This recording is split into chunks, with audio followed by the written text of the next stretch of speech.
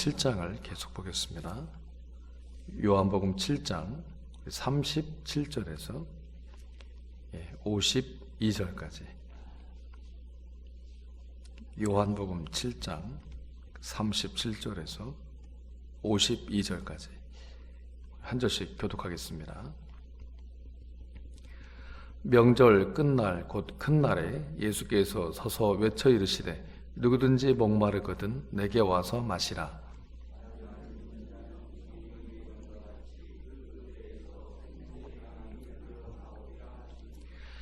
이는 그를 믿는 자들이 받을 성령을 가리켜 말씀하신 것이라. 예수께서 아직 영광을 받지 않으셨으므로 성령이 아직 그들에게 계시지 아니하시더라.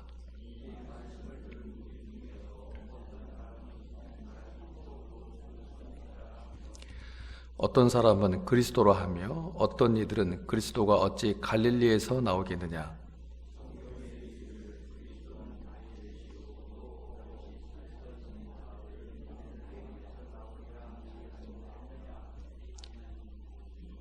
예수로 말미암아 무리 중에서 쟁론이 되니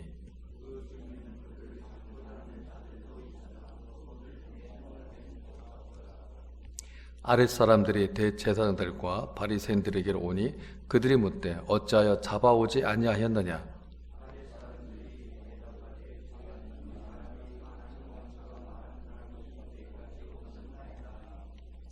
바리새인들이 대답하되 너희도 미혹되었느냐.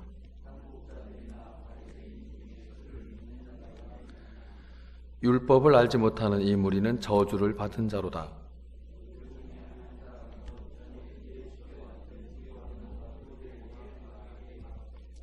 우리 율법은 사람의 말을 듣고 그 행한 것을 알기 전에 심판하느냐.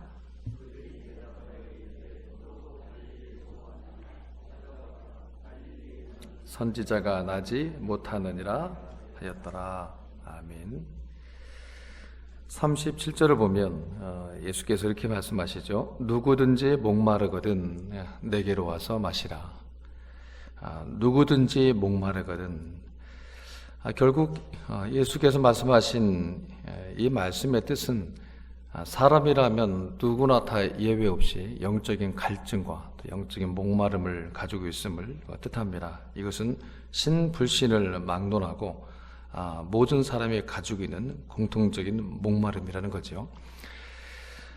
그렇기 때문에 이 세상의 그 모든 그 사람은 그가 신자든 불신자든 모두 다 예외 없이 어떻게 보면 그 본능적으로 그 태생적으로 하나님을 향한 갈증과 그 목마름을 가지고 있습니다.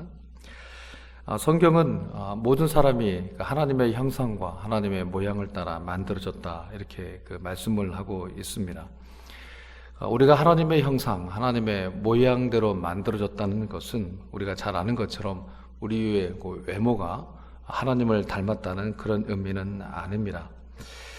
우리가 하나님의 형상, 모양을 따라 만들어졌다는 것은 우리 사람이라고 하는 존재는 하나님을 떠나서는 사는 것이 불가능하다는 것을 의미합니다. 그리고 바로 이 사실 때문에 하나님께서는 우리 속에 우리가 태어날 때부터 하나님을 갈망하고 하나님을 또 갈급하는 그런 어떤 그 유전자라고 해야 될까요? 그런 영적 DNA를 모든 사람에게 심어 놓으신 겁니다.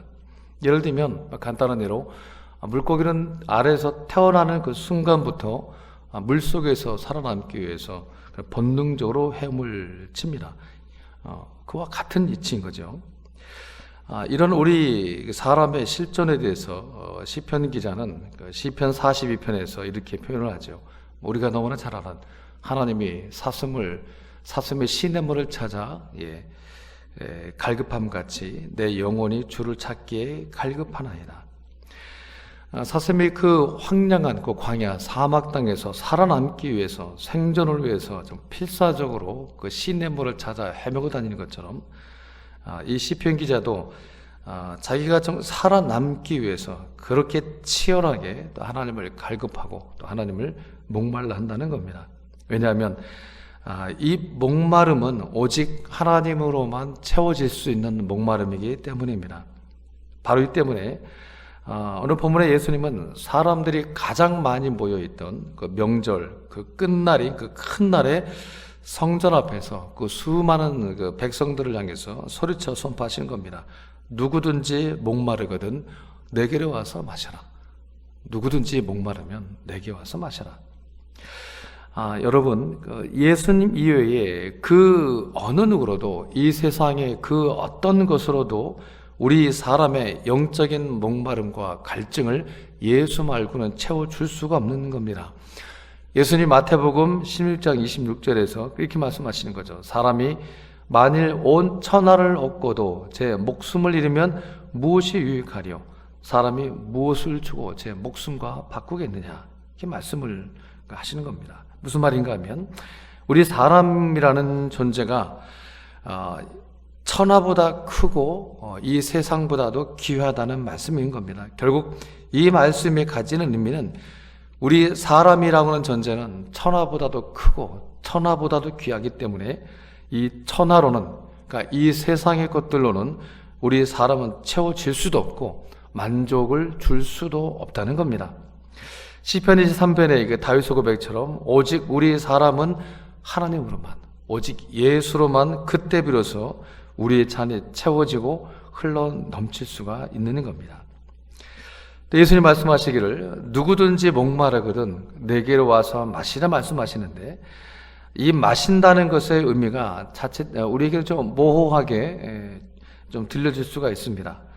그래서 예수님이 바로 이어서 이 마시라는 뜻을 풀어주시는 거죠. 우리 38절을 보면 어떻게 시작하는가 하면 나를 믿는 자는 시작합니다. 나를 믿는 자는. 결국 내게로 와서 마시라는 이 말씀의 진짜 뜻은 나를 믿으라는 거죠. 나를 믿으라는 겁니다. 그러면 어떤 결과를 얻게 되는가? 38절 우리 이 부분만 같이 볼까요? 시작. 나를 믿는 자는 성경의 이름과 같이 그 배에서 생수의 강이 흘러나오리라. 여러분, 오직 예수 믿는 이 믿음만이 우리를 살려내고 오직 이 믿음에서만 생수의 강이 흘러나올 수 있음을, 넘쳐 흘릴 수 있음을 여러분 믿으실 수 있기를 바랍니다. 그래서 사도 바울이 말하는 겁니다. 로마서 1장 17절 오직 의인은 뭘로만 삽니까?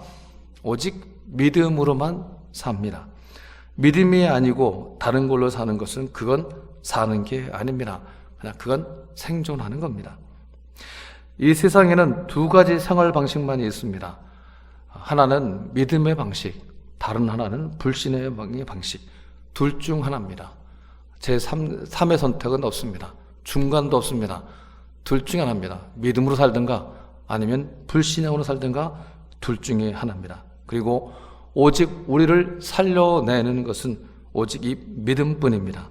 우리의 살 길은 오직 믿음의 길뿐입니다. 오늘 하루 우리에게 하나님 주셨습니다. 다른 방식으로 살지 마시고 오직 믿음의 방식으로 사실 수 있기를 바랍니다. 믿음과 다르게 살지 마시고 오직 믿음대로 살아내심으로 말미암아 우리에게 생수의 강이 흘러 넘치게 하여 두시는 그 하나님을 힘입어 사는 오늘 하루 될 수 있기를 주의 이름으로 축원합니다.